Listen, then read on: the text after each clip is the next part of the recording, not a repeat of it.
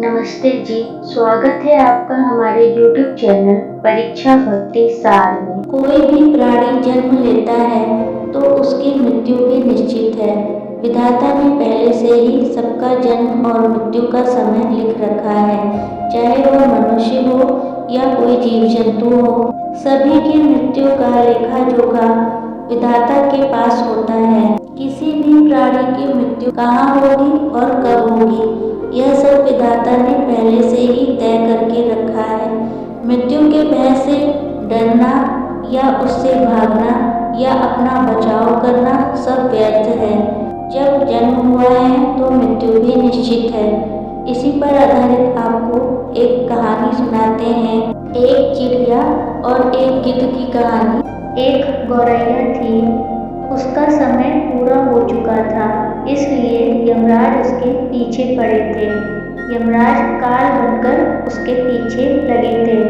चिड़िया उड़ती उड़ती सब जगह सहायता मांगने के लिए पहुंच जाती कि यमराज से कोई उन्हें बचा ले, कोई उसे शरण दे दे, पर किसी ने भी चिड़िया की सहायता नहीं की।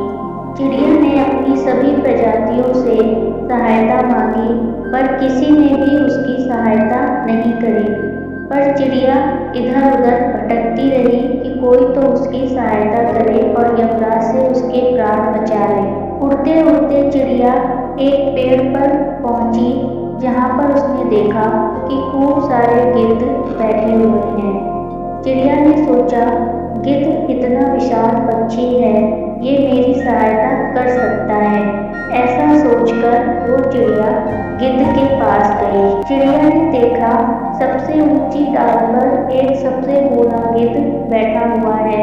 चिड़िया ने सोचा, यही सबसे सही रहेगा, इसी गिद्ध से सहायता मांगनी चाहिए। सभी गिद्धों में यही समझदार लग रहे हैं। चिड़िया उड़ते उड़ते डरते हुए उस गिद्ध के पास पहुंची और गिद्ध से पूछा, गिद्ध दादा, आप मेरे प्राण बचा सकते हैं? यमराज मेरे पीछे लगे हैं और मेरे प्राण लेने आए हैं। मेरे प्राण यमराज जी से बचा लीजिए। आप ही सबसे ज्यादा शक्तिशाली हैं और पक्षियों में सबसे ज्यादा बलशाली और बुद्धिमान हैं। गिद्ध ने देखा यमराज उसी पेड़ के नीचे खड़े थे, तो गिद्ध ने चिड़िया से बोला कि मैं इनका सामना नहीं कर सकता हूँ, क्योंकि मैं बूढ़ा हो चुका हूँ। पर हाँ, मैं तुम्हारी थोड़ी सी सहायता कर सकता हूँ कि मैं तुम्हें एक सुरक्षित स्थान पर ले जाकर छोड़ सकता हूँ, जहाँ पर यमराज दूर तक तुम्हें ढूंढ नहीं पाएंगे। गिद्ध की दृष्टि दूर तक जाती है तो गिद्ध ने देखा बहुत दूर समुद्र के बीच में एक वीरान टापू है, जहाँ पर एक वृक्ष लगा है।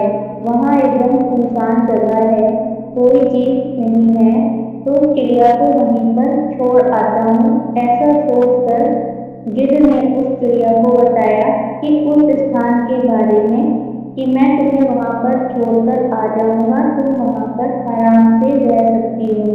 चिड़िया ने सोचा कि अपनी जान तो बचानी ही है, तो गिद्ध जैसा बता रहे हैं उस बात को मान लेना चाहिए।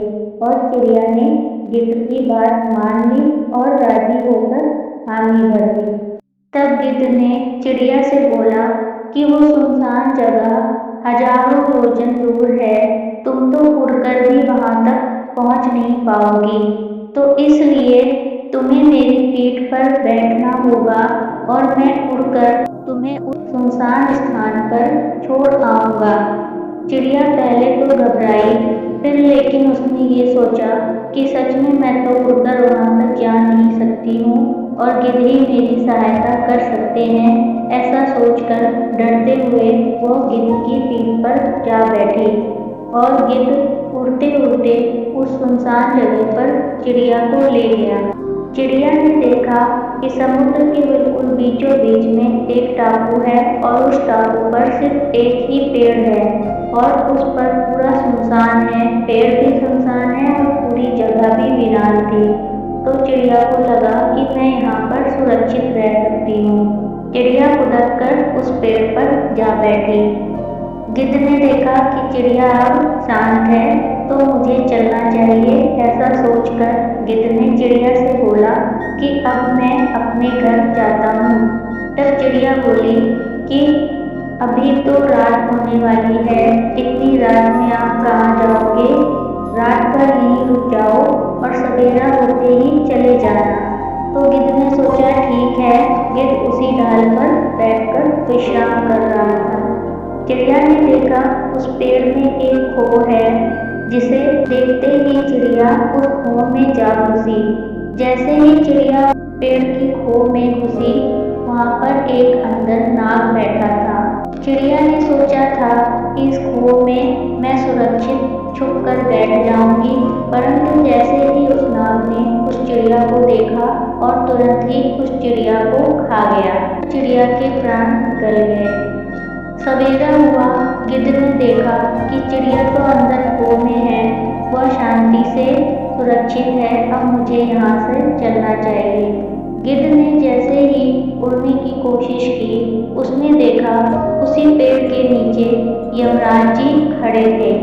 जैसे ही गिद्ध की नजर यमराज जी पर पड़ी, यमराज जी ने गिद्ध को प्रणाम किया और धन्यवाद किया कि गिद्ध महाराज, आपका मैं धन्यवाद करता हूँ। गिद्ध सोचने लगा कि यमराज मुझे क्यों धन्यवाद कर रहे हैं। गिद्ध ने पूछा, यमराज जी, मैंने ऐसा क्या किया है जिसकी वजह से आप मुझे धन्यवाद कर रहे हैं? तब यमराज जी बोले, इस चिड़िया को जिसे आपने यहाँ तक पहुँचाया है, इसकी मृत्यु इसी पेड़ के ऊपर, इसी सुनसान स्थान पर ऐसे ही लिखी थी।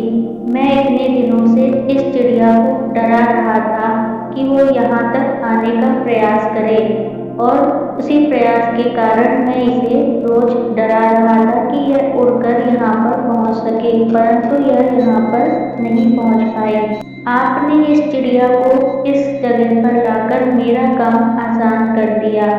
ये चिड़िया स्वयं उड़कर यहाँ तक नहीं पहुँच सकती थी, इसका समय इतना ही था। आपने सही समय पर इस चिड़िया को यहाँ पर पहुँचाकर मेरा काम आसान कर दिया।